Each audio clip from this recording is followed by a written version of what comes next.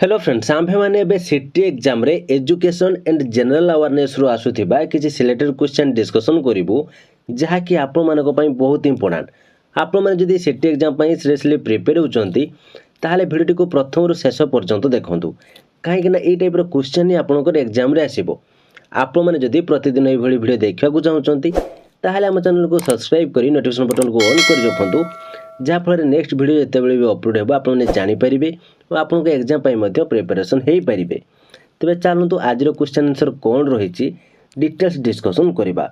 तो friends 1 number रु 30 number पर्यंत आम मैंने पूर्व क्लास रे डिस्कसन करूँ। जदि आपने देखी ना भिडियो डिस्क्रिप्शन में तार लिंक दे देती और सेठारे क्लिक कर भिडियो देखी सारापर देखी दिंतु कहीं समस्त क्वेश्चन आप बहुत सिलेक्टेड क्वेश्चन और बहुत इंपोर्टेंट। तो चलतु आज क्वेश्चन कौन रही देखा।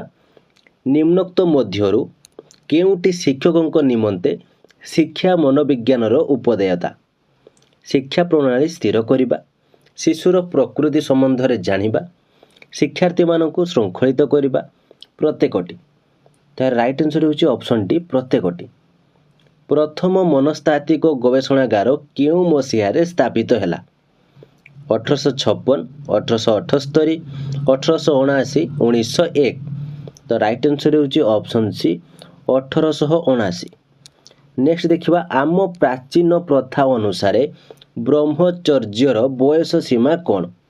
जन्मरु 16 वर्ष जन्मरु 18 वर्ष जन्मरु 20 वर्ष जन्मरु 25 वर्ष। तो राइट आंसर होची ऑप्शन डी जन्मरु 25 वर्ष।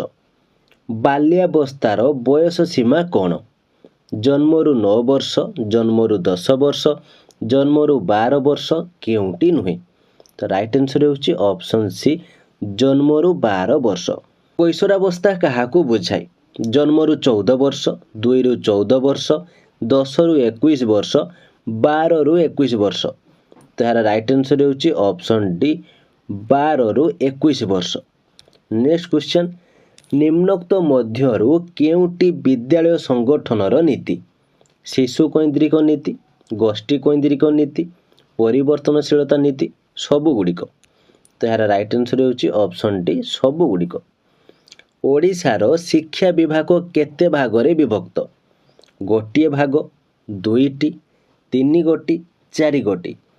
राइट आंसर ऑप्शन बी 2टी। स्कूल और गणशिक्षा विभागर अंश गुड़िक कौन। प्राथमिक शिक्षा माध्यमिक शिक्षा गणशिक्षा सबुगुड़िक।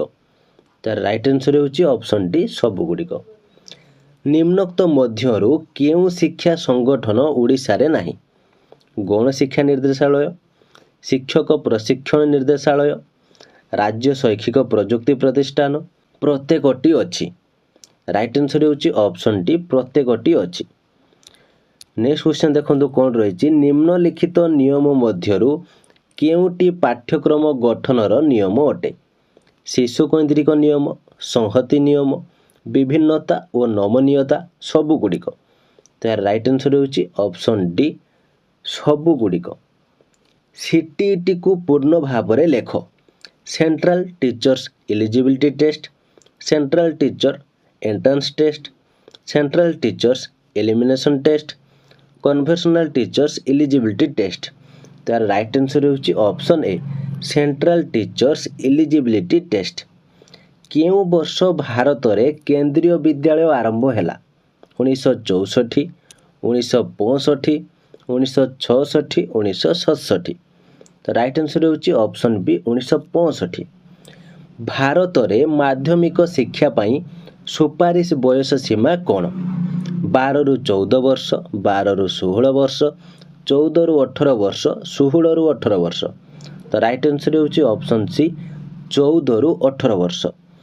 भारत वर्षर सबुठारु अधिक समय थिबा शिक्षा मंत्री किए। Doctor त्रिगुणा Sen PV Narasimha Rao Maulana Azad KL. Shrimali. तो यार राइट आंसर होची ऑप्शन सी मौलाना आजाद। केउ मसीहारे एनसीईआरटी स्थापित हैला 1951 1957 1966 1967। ठारे ऑप्शन गुड़िक भूल अच्छी यार राइट आंसर होची 1961। तो एठार राइट आंसर हम 1961 केउ मसीह एनसीईआरटी स्थापित है 1961 ठीक अच्छे।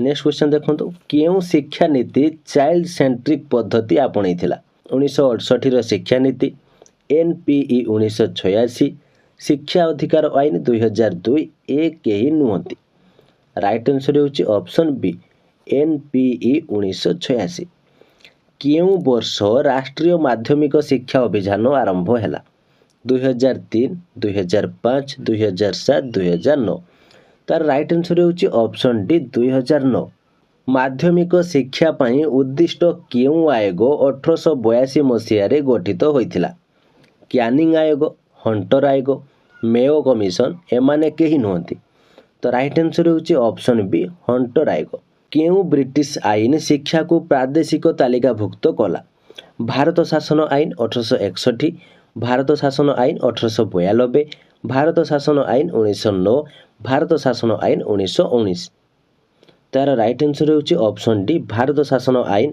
1919 माध्यमिक शिक्षा संक्रांत साप्रु आयोग केबे रिपोर्ट देले 1930 1934 1936 1944 तार राइट आंसर होची ऑप्शन बी 1934 केउ वर्ष सीएबीई माने central advisory board on education प्रथमे मीटिंग करिथिला 1932 1933 1935 1937 तार राइट आंसर होची ऑप्शन सी 1935 केउ मसीह माध्यमिक शिक्षा आयोग गठित है 1948 1950 1951 1952 तार राइट आंसर होची ऑप्शन डी 1952 ओडिशा को केते गोटी शिक्षा मंडल रे विभाजन करा जायछि 15टी 18टी 19टी 25टी राइट आंसर होची ऑप्शन सी 19टी ओडिशा रे केते गोटी शिक्षा जिला अछि 30टी 45टी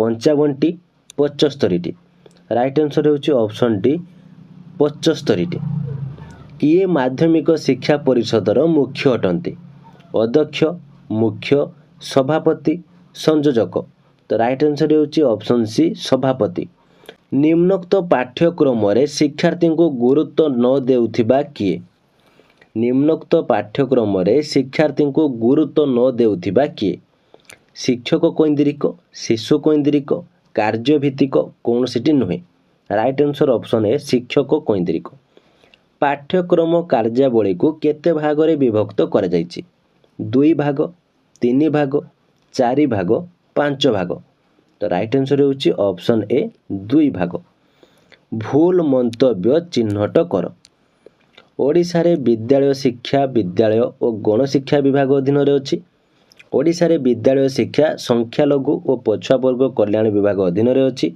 विद्यालय शिक्षा को नियंत्रण मुक्त रखा जायछि ओडिशा रे 314टी पंचायत समिति कार्य करुछि तो राइट आंसर ऑप्शन सी विद्यालय शिक्षा को नियंत्रण मुक्त रखा जायछि ओपीईपीए रो पूर्ण नाम लेख Odisha primary education programme association Odisha primary education programme agency Odisha primary education programme authority Odisha primary education programme arrangement तो राइट आंसर होची option C Odisha primary education programme authority NIT national institute of technology Odisha रो केउठारे अवस्थित कटक भुवनेश्वर सरांग राउरकेला तो यार राइट आंसर होची option D Rourkela NIT रो पूर्व नाम कोन थिला आईआईटी आरईसी आईजीआईटी ए माने केही नुहंती तो राइट आंसर होची ऑप्शन बी आरईसी केउ मसीहा रे आरईसी माने रीजनल इंजीनियरिंग कॉलेज रो स्थापन होइथिला 1961 1962 1963 1966 तो राइट आंसर होची ऑप्शन ए 1961 एमानक मध्यरो केउटी घरोई विश्वविद्यालय ब्रह्मपुर विश्वविद्यालय उत्तर ओडिशा विश्वविद्यालय श्री श्री विश्वविद्यालय फकीर मोहन विश्वविद्यालय तो राइट आंसर होची ऑप्शन सी श्री श्री विश्वविद्यालय एसजेएसयू माने श्री जगन्नाथ संस्कृत विश्वविद्यालय केउठारे अवस्थित भुवनेश्वर तिरुपति पुरी वाराणसी तो क्वेश्चन आंसर आप मैंने जानी थे राइट आंसर होची ऑप्शन सी पुरी କେଉଁ ମସିହାରେ ଓଡ଼ିଶାରେ ସ୍କୁଲ ଏଣ୍ଡ ମାସ୍ ଏଜୁକେସନ୍ ବିଦ୍ୟାଳୟ ଓ ଗଣଶିକ୍ଷା ବିଭାଗ ଖୋଲାଗଲା? 1993, 1994, 1998, 2000। ତ ରାଇଟ୍ ଆନ୍ସର୍ ହେଉଛି ଅପସନ୍ ଏ 1993। 2011 ମସିହା ଜନଗଣନା ବିବରଣୀରେ ଓଡ଼ିଶାରେ ହାରାହାରି ସାକ୍ଷରତା ଅନୁପାତ କେତେ ଥିଲା? 72.7%, 73.5%, 73.8%, 74.5%। Right answer option B 73.5%। 2011 ମସିହାରେ ଭାରତର ହାରାହାରି ସାକ୍ଷରତା ଅନୁପାତ କେତେ ଥିଲା? 71%, 72.04%, 73.04%, 74.04%। ରାଇଟ୍ ଆନ୍ସର୍ ହେଉଛି ଅପସନ୍ ଡି 74.04%। ପୁଷ୍ପଗିରି ବିଶ୍ୱବିଦ୍ୟାଳୟ କେଉଁଠାରେ ଥିଲା? ଉତ୍ତରପ୍ରଦେଶ, ମଧ୍ୟପ୍ରଦେଶ, ଓଡ଼ିଶା, ଆନ୍ଧ୍ରପ୍ରଦେଶ। ତ ରାଇଟ୍ ଆନ୍ସର୍ ହେଉଛି ଅପସନ୍ ସି ଓଡ଼ିଶା। ଓଡ଼ିଶାରେ ପ୍ରଥମେ କେବେ ପ୍ରାଥମିକ ବିଦ୍ୟାଳୟ ପ୍ରତିଷ୍ଠା ହେଲା? 1801, 1811, 1821, 1822। ତ right answer option D 1822। Cuttack ଜିଲ୍ଲା ସ୍କୁଲ କେଉଁ ମସିହାରେ ହେଇଥିଲା? 1840, 1849, 1866, 1869। ତ ଏହାର ରାଇଟ୍ ଆନ୍ସର୍ ହେଉଛି ଅପସନ୍ ସି 1866। ତ ଫ୍ରେଣ୍ଡସ୍ ଆହୁରି ମଧ୍ୟ ବହୁତ ଗୁଡ଼ିଏ ଏଥିରେ ସିଲେକ୍ଟେଡ୍ କ୍ୱେଶ୍ଚନ୍ ଅଛି ଯାହାକି ଆପଣମାନେ ଏଠାରେ ଦେଖିପାରୁଥିବେ। ତ ଆମେ ଯଦି ଏକାଥରେ ଯଦି ସବୁ ଏଠାରେ ପ୍ରାକ୍ଟିସ୍ କରିଦେବୁ ତାହେଲେ ଆପଣମାନେ ଏଠାରେ ମନେ ରଖିପାରିବେନି। ତେଣୁ ଆମେ ସବୁଦିନ କିଛି କିଛି ପ୍ରାକ୍ଟିସ୍ କରିବୁ ଯାହାକି ଆପଣଙ୍କର ମନେ ରହିବ। ମୋ ଭିଡ଼ିଓର ଡେସ୍କ୍ରିପ୍ସନ୍ରେ ମଧ୍ୟ ମୁଁ ଆପଣମାନଙ୍କୁ ଲିଙ୍କ୍ ଦେଇଛି, ସେଥିରେ ମଧ୍ୟ ବହୁତ ଗୁଡ଼ିଏ ସିଲେକ୍ଟେଡ୍ କ୍ୱେଶ୍ଚନ୍ ଦିଆଯାଇଛି। ସେଠାରେ ମଧ୍ୟ ଆପଣମାନେ ସବୁ ପ୍ରାକ୍ଟିସ୍ କରନ୍ତୁ। ଆମେମାନେ ନେକ୍ସଟ କ୍ଲାସ୍ରେ ଆଉ ବାକି ଯାହା ବି କ୍ୱେଶ୍ଚନ୍ ରହିଛି ସେ ସମସ୍ତ କ୍ୱେଶ୍ଚନ୍କୁ କଭର୍ କରିବୁ। ତ ଯାହା ବି ଯେତିକି ମୁଁ ଭିଡ଼ିଓ ଅପଲୋଡ଼ କରୁଛି ଆପଣମାନେ ଭଲ ଭାବରେ ତାକୁ ଦେଖିଦିଅନ୍ତୁ ଏବଂ ବାରମ୍ବାର ତାକୁ ପ୍ରାକ୍ଟିସ୍ କରି ମନେ ରଖିଦିଅନ୍ତୁ, କାହିଁକିନା ସମସ୍ତ କ୍ୱେଶ୍ଚନ୍ ଆପଣମାନଙ୍କ ପାଇଁ ବହୁତ ଇମ୍ପୋର୍ଟାଣ୍ଟ ରହିଛି। ଏଇ ଟାଇପ୍ର କ୍ୱେଶ୍ଚନ୍ ଆପଣଙ୍କର ଏକ୍ଜାମ୍ରେ ଦେଖିବା ପାଇଁ ମିଳିବ। ତ ଫ୍ରେଣ୍ଡସ୍ ଇଏ ଥିଲା ଆଜିର କ୍ଲାସ୍ଟି କେମିତି ଲାଗିଲା ଯଦି କିଛି ଡାଉଟ୍ ଥାଏ କମେଣ୍ଟ ବକ୍ସ ନିଶ୍ଚିତ ଭାବରେ ଜଣାନ୍ତୁ। ଭଲ ଲାଗିଥିଲେ ଲାଇକ୍ କରନ୍ତୁ ଏବଂ ଆପଣମାନଙ୍କର ସାଙ୍ଗସାଥି ଯଦି ସିଟି ପାଇଁ ପ୍ରିପେୟାର ହେଉଛନ୍ତି ତାହେଲେ ସେମାନଙ୍କୁ ମଧ୍ୟ ସେୟାର କରନ୍ତୁ, ଯାହାଫଳରେ ସେମାନେ ମଧ୍ୟ ନିଜକୁ ଏକ୍ଜାମ୍ ପାଇଁ ପ୍ରିପାରେସନ୍ କରିପାରିବେ। ଯଦି ଆପଣମାନେ ଆମ ଚ୍ୟାନେଲରେ ନୂଆ ଅଛନ୍ତି ତାହେଲେ ଆମ ଚ୍ୟାନେଲକୁ ସବସ୍କ୍ରାଇବ୍ କରି ନୋଟିଫିକେସନ୍ ବଟନକୁ ଅନ୍ କରି ରଖନ୍ତୁ, ଯାହାଫଳରେ ଆମ ଚ୍ୟାନେଲରେ ଯେତେବେଳେ ଭିଡ଼ିଓ ଅପଲୋଡ଼ ହେବ ଆପଣମାନେ ଜାଣିପାରିବେ ଓ ଆପଣଙ୍କ ଏକ୍ଜାମ୍ ପାଇଁ ମଧ୍ୟ ପ୍ରିପାରେସନ୍ ହୋଇପାରିବେ। ତ ଆଜି ପାଇଁ ଏତିକି, ଥ୍ୟାଙ୍କ ୟୁ।